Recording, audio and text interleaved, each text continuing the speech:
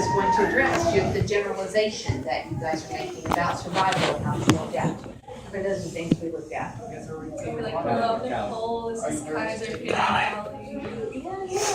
Kaiser's gonna be speaking on, blah, blah, blah. Peyton's gonna be speaking on. Why are you trembling?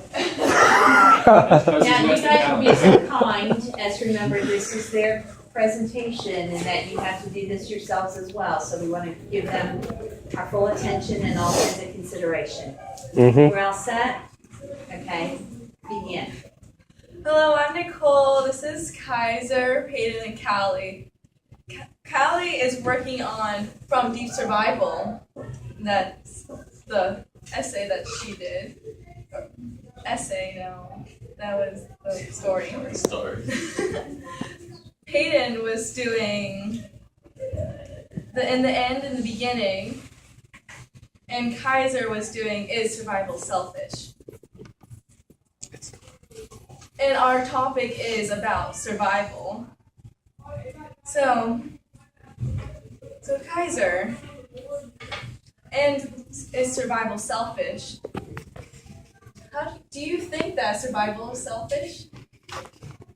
Yes, because in the story, at the 4 different survival situations, it turned out that they were survival, they were selfish, and they were cowards, and they didn't try to help anyone. They just thought about themselves and just tried to save themselves as best as they could. So when you think that J. Bruce Ismay in the Titanic, do you think he was being selfish? Or after he did help many children and women get onto the boats that he finally went on after he could see anyone? He said he helped all the women and the children in the area, but his job was to stay on there as long as he could. Because it was his ship, he owned the company, and he was supposed to stay with it and not just leave and get away to try to save himself. So he was selfish. Yeah. So what if he was? So do you think it would not have been selfish if he just stayed there and drowned? Yeah. I mean, that's his job to go down the ship. Okay. Okay. And he supposedly only helped the woman and children. Thinking of being selfish is, do you think that Julian just getting up after her plane crashed and not looking around, seeing if there's any other survivors, and she just left? There was other survivors, but she didn't help them. She asked them if they wanted to go, but they didn't. So she went and found water and food and found civilization eventually. So she wasn't being selfish? No. Do you think? Okay. And in the beginning, I don't think there's anything for being selfish. Who do you think are the selfish people in that story? Well, I would feel that the selfish people are the people who really didn't want to clean up after the war, because it seemed that everyone who did want to clean up after the war wanted to help and get the city growing again. So, people who didn't just want to go clean up. Who are the survivors in that story? Well, mainly the only survivors were the people who didn't die in the war and the people who were clean. And who were the survivors from Deep Survival? There was Julianne, who survived, and a couple other people from 9/11 that they survived. And when Kern and his group that went out into the mountains, I believe,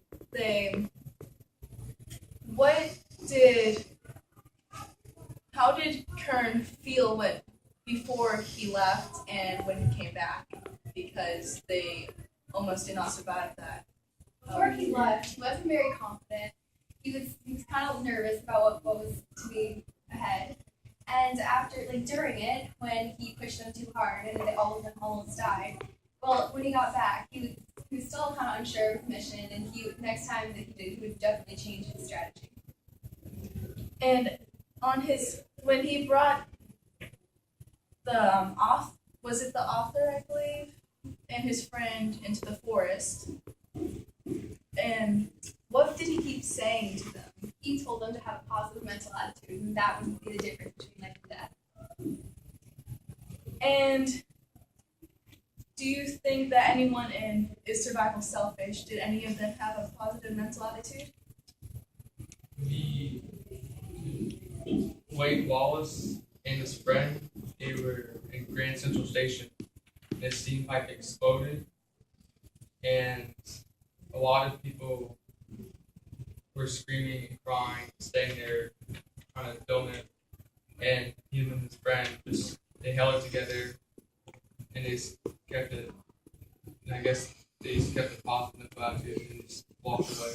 Calm. And in the beginning, do you think that they were having a positive mental attitude from staying there and working? Well, it seemed like many people really didn't because around the end of the story, it seemed like many people just kind of wanted to lay in the grass and just look at the sky, or they just simply didn't want to be there at all.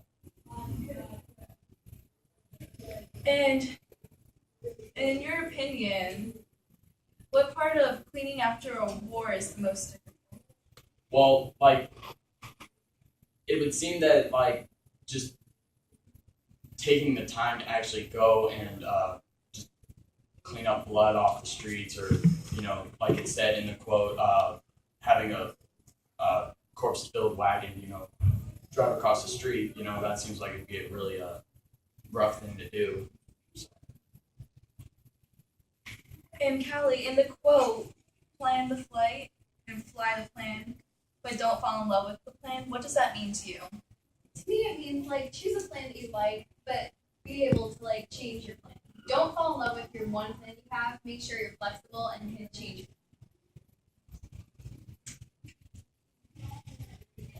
And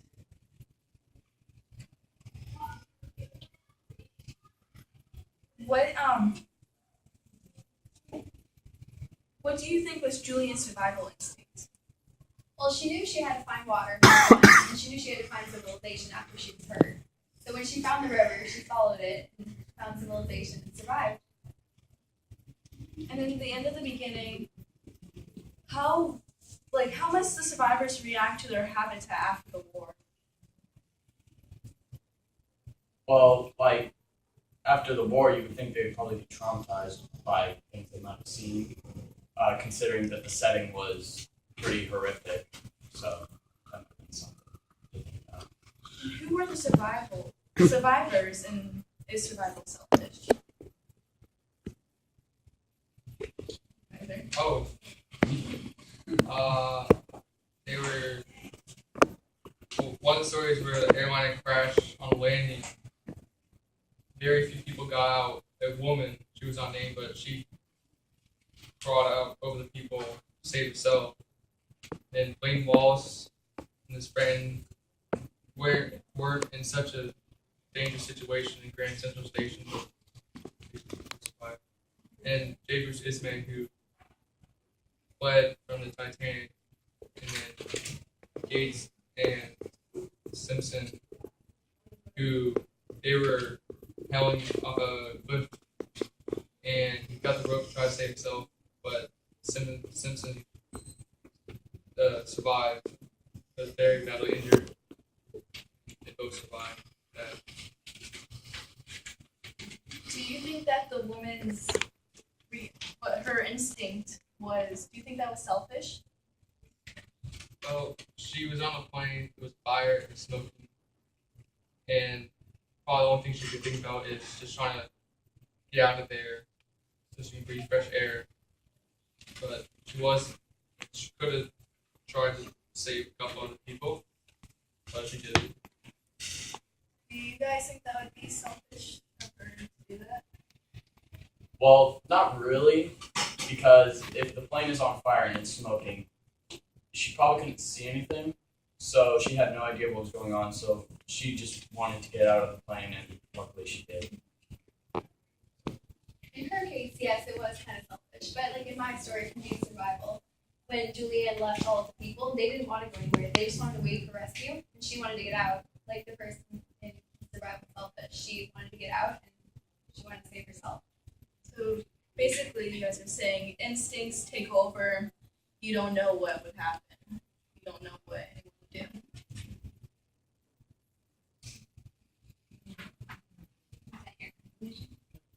Gotcha. Let me ask you this, if a couple of you would comment on this, what would you say that from having read these stories, you yourself personally have learned about survival? That survival can be selfish in most situations, but if you maintain a positive mental attitude, you could not be like accused of being selfish for what you could. Not be selfish. Just stay calm. I mean, like, in a way, it could be selfish because if you're only thinking about yourself and you only want yourself to be, stay alive, well, then yes, that would be selfish. But like it said in From Deep Survival, how she asked everyone else if they wanted to go along with. And, she was obviously caring about the other person. So. Let me ask you one last question.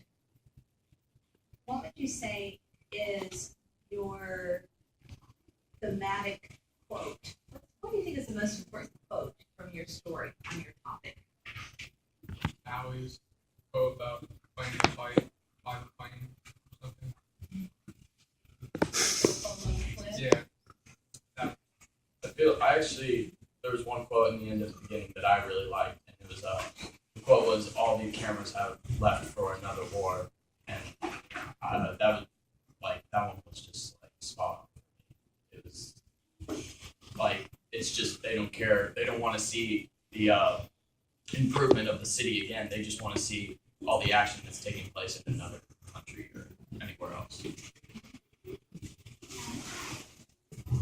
And also for my story, there was a quote and it said, "Helping someone else is the best way to ensure your own survival." And that really spoke to me because, like, if you're gonna help someone else, you're not gonna be called selfish. But Let's give them a round of applause.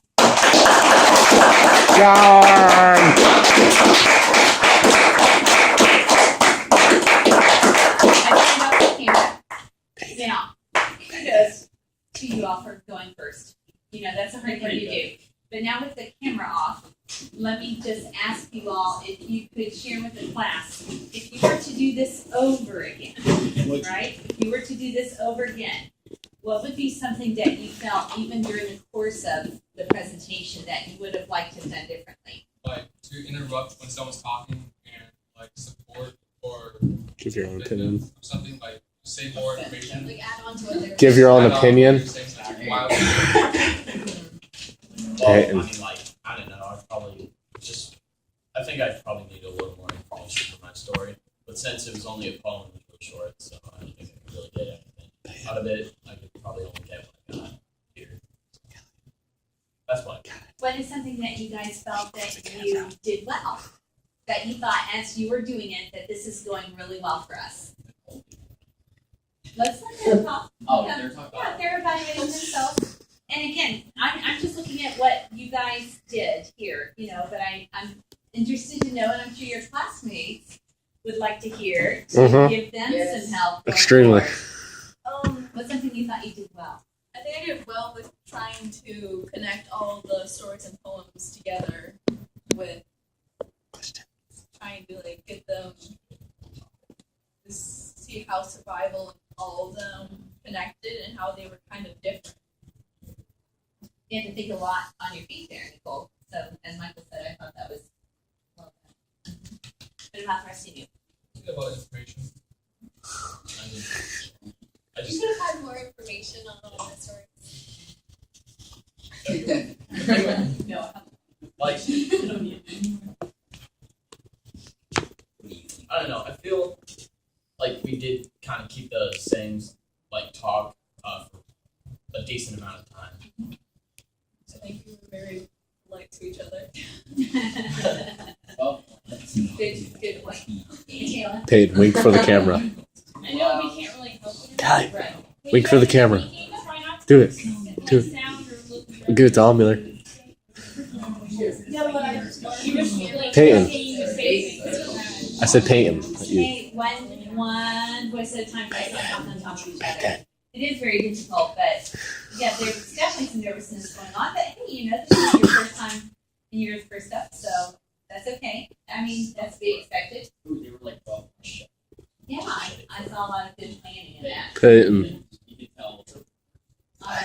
So the rest of you are fortunate enough to have their example of, you know, what they did well and take those things that they did well and the things that you realize that, you know, we could tweak it a little bit. Yeah, I thought it was pretty good. I really wish more was Peyton, Wait, we're going wrong. can you wink for me? We're going like, One more time, Alrighty. Oh, please. Okay, ninth graders. So here's what we did our presentation first. Sorry, I hadn't even changed the time since last year. But anyway, so they were going to do part 2 of the test, and I'd like to think that we could even get part 3 done. But we'll see. I am going to give you more time tomorrow as needed.